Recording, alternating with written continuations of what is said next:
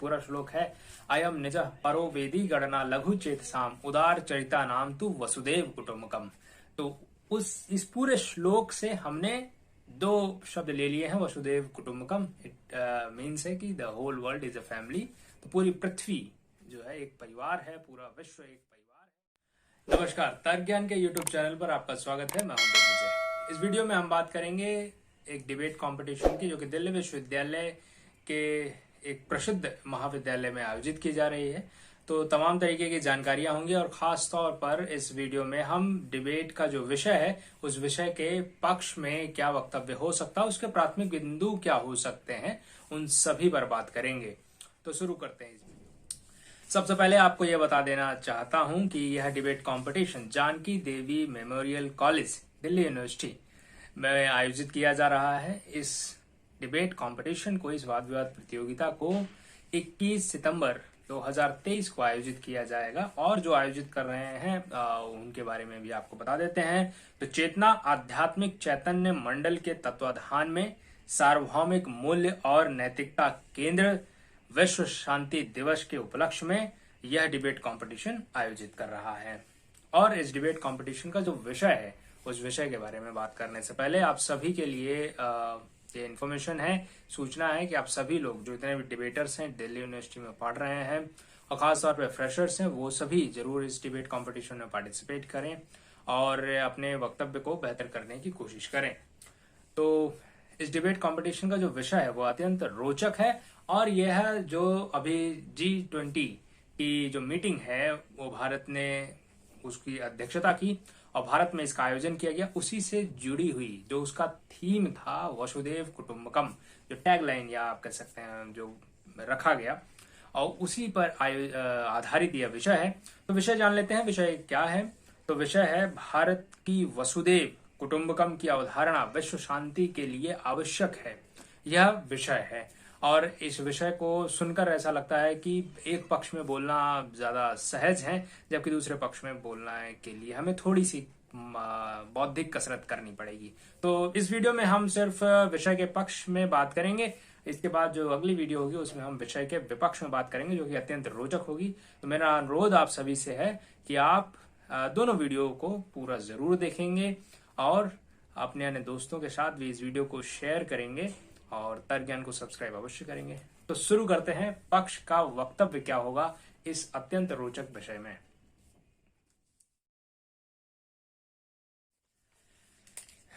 जब भी हम वसुदेव कुटुंबकम की बात करते हैं तो हमारे मन में वह श्लोक ध्यान में आता है जिससे यह जो लास्ट के दो वर्ड हम निकाल कर लाते हैं वसुदेव कुटुंबकम। तो वह पूरा श्लोक क्या है? पूरा श्लोक है, अयम निज परो वेदी गणना लघु चेतसाम उदार चरिता नाम तु वसुदेव कुटुंबकम। तो इस पूरे श्लोक से हमने दो शब्द ले लिए हैं, वसुदेव कुटुंबकम। इट मीन्स है कि the whole world is a family. तो पूरी पृथ्वी जो है एक परिवार है, पूरा विश्व एक परिवार है। तो विषय है भारत की वसुदेव कुटुंबकम की अवधारणा। तो ये भारत में वैदांतिक फिलॉसफी है। भारत की जो अवधारणा है विश्व शांति और कल्याण के लिए आवश्यक है। तो इसके पक्ष में क्या क्या प्रथम दृष्टि में आपके पास बिंदु हो सकते हैं, तो एक एक करके उन बिंदुओं पर बात करते हैं। सबसे पहले पहला बिंदु, इस अवधारणा से यह दृष्टिगोचर होता है, यह दृष्टि उत्पन्न होती है कि पूरी दुनिया को यदि हम एक परिवार मानकर चलते हैं तो हमारा दृष्टिकोण बदल जाएगा। क्योंकि वर्तमान में आप पूरी दुनिया को एक बाजार मानकर चल रहे हैं, एक परिवार मानकर नहीं चल रहे हैं। और बाजार में कंपटीशन होता है, प्रतिस्पर्धा होती है, गला काट प्रतियोगिता होती है, जिससे कि हम मुनाफा कमाने के लिए किसी भी हद तक जाने के लिए तैयार रहते हैं। तो जब हम भारत की इस अवधारणा को, वसुदेव कुटुंबकम को अपनाएंगे तो निश्चित तौर पर हम सिर्फ प्रतिस्पर्धी बनने के बजाय, सिर्फ लाभ कमाने के बजाय मानवीय पहलुओं पर भी जोर देंगे, जिससे विश्व में शांति और सहयोग और कल्याण की भावना उत्पन्न होगी। प्रथम बिंदु। दूसरा बिंदु, इसमें हम ये कह सकते हैं कि जब भी हम वसुदेव कुटुंबकम की बात करेंगे तो एक परिवार की जब हम बात करेंगे तो दूसरे की कमियां जो हैं उसको भी हम स्वीकार करने की कोशिश करेंगे और हम उसको स्वीकारेंगे।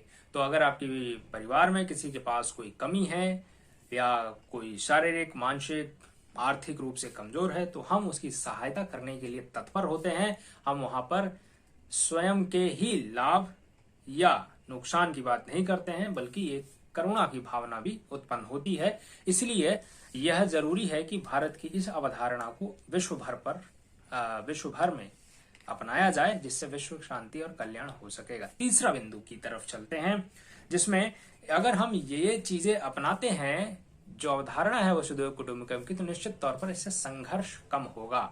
तो परिवार में जब हम बात करते हैं तो हम संघर्षों पर विराम देने की बात करते हैं। परिवार में 2 कदम आप छोड़ें, 2 कदम वो छोड़ें, और इसी तरीके से हम जितने भी आपके विवाद होते हैं उन विवादों को हम सुलझा सकते हैं। इसलिए वसुधैव कुटुंबकम की ये जो भावना है वह अत्यंत ही आवश्यक है यदि हम विश्व स्तर पर कल्याण और शांति चाहते हैं। तो इसके अलावा हम यदि वसुधैव कुटुंबकम की भावना की बात करेंगे तो ये जो वर्चस्व एक दूसरे पर स्थापित करने की बात हो रही है कि नहीं, मेरा वर्चस्व होना चाहिए और हम जो है सुप्रीम हो जाएं, हम महाशक्ति हो जाएं और दुनिया पे हमारा नियम, हमारी प्रभुता चले, इस धारणा से भी बच सकते हैं। क्योंकि जो मानसिक बदलाव होगा इस धारणा को अपनाने के बाद, वह किसी पर अपना वर्चस्व स्थापित करने की भावना नहीं होगी, जो कि एक सकारात्मक संकेत होगा।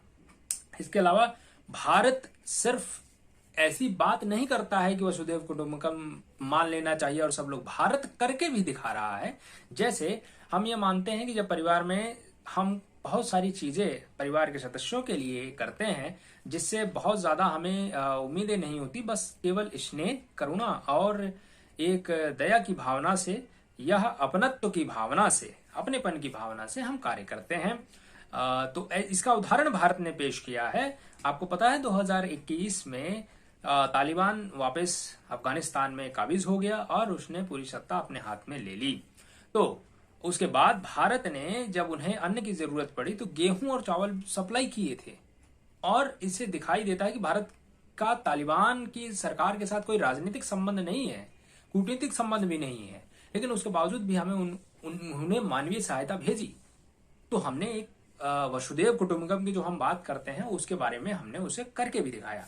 दूसरी तरफ आप देखेंगे कि श्रीलंका को हमने हजारों टन, हजारों करोड़, 40,000 टन जो है चावल फ्री में निर्यात कर दिया, फ्री में दे दिया उन्हें, कि उनके यहाँ जो पॉलिटिकल क्राइसिस था, राजनीतिक क्राइसिस था, उसकी वजह से हमने उन्हें फ्री में ये चीजें दी। तो इससे पहले भी आप देखेंगे जब मिडिल ईस्ट में, अरब संकट उत्पन्न हुआ था, जब ISIS का उदय हुआ और फिर तमाम तरीके से वहां से भारतीयों को निकालना पड़ा।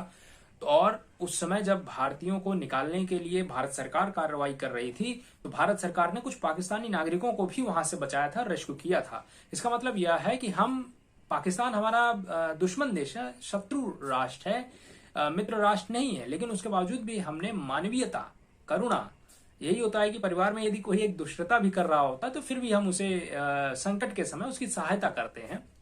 इसी तरीके से भारत ने इस अवधारणा में को न सिर्फ कहा है और न सिर्फ प्रचारित किया, बल्कि इसे स्वीकार भी किया और उसके अंतर्गत और उसी के अनुसार कार्य भी किया है। तो इसलिए विश्व शांति के लिए, विश्व कल्याण के लिए वसुधैव कुटुंबकम की जो भारतीय अवधारणा है उसे स्वीकार करना सभी के हित में होगा और इसलिए इसे हमें विश्व स्तर पर स्वीकार करने की आवश्यकता है। तो यह थे प्रथम दृष्टया पक्ष के वक्ता के वक्तव्य के कुछ बिंदु। आप और अधिक शानदार तरीके से, शानदार तर्क शैली में अपने बिंदु तैयार कर सकते हैं, तो और निश्चित तौर पर आप जिसमें आपको सफलता मिलेगी। तो मिलेंगे किसी और वीडियो में किसी अन्य विषय के साथ।